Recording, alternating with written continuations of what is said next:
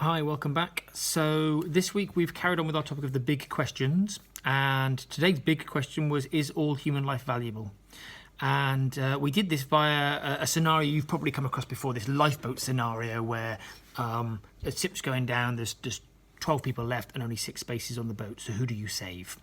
And we reveal information in round 1, and students will choose who they're going to save, and then we reveal new information in round 2, and they go, oh, maybe we made the wrong choice. So there'll be a nurse who they in round 1 think, oh, we should hang on to them, they're useful, and in round 2 they find that they've got a character flaw, or they're an alcoholic or something, or they'll find an ex-army officer who's full of survival skills. Great, let's hang on to them.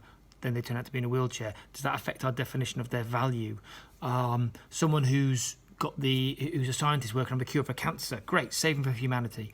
But then we find out that they're pretty arrogant and pretty rude, and actually they've been saying all along, no one's going to let me drown, I'm too important. We're trying to decide, where do we ascribe value? Is it in what we can offer to others? Is it in our actions? Is it our values? What is it about us that determines our value? Or is value innate, no matter what? And then we bring in the perspective of different religions. So in Islam, they'll say that he who ever saved a life, it's as if he saved the world. You know, every life is valuable. In Christianity, Jesus will say, love one another as I have loved you. There are teachings throughout faith that talk about how all life is sacred and valuable just because it's from God. And then we'll look at how in society we often look at value as ascribed by something it's worth, how much you can get for it. You know, if I've got a picture, a painting, and I think it's worth a lot of money, then I think it's hugely valuable. If suddenly it turns out to be a copy and it's not worth loads of money, do I value it as much? And so we kind of land on this phrase that a value of a thing is in the price it'll bring.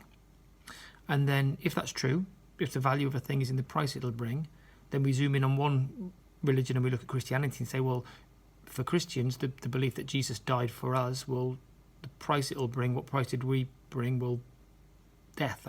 That's a pretty big price to pay. And we track back to the previous lesson where we talked about the characteristics of God, and we said, well, potentially there's attraction in this idea of God the Father. Well, again, I wonder if that kind of carries weight there. The idea that when dying for us, if this is something you believe, if we believe that Jesus died for us, well, he didn't wait till we were getting it right. He just chose to do it for us anyway. And so there was a predetermined value. You are worth it even when you're getting it wrong. And again, as parents, maybe that's how we see things with our own children. When they're born, we don't say, well, let's wait and see how they turn out before I like them. When they're born, we value them from the start. They are immense value to us because they exist. And no matter how much they mess it up through their lives, we value them anyway. So again, maybe there's some traction there with that particular portrayal of a personal God who values us for who we are.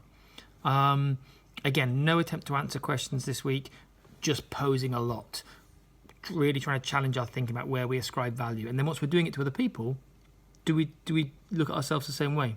Once we've decided where we think value lies, are we as careful at looking at our own lives and then making choices to make sure that our value reflects that, so that we become the people that we'd like to be?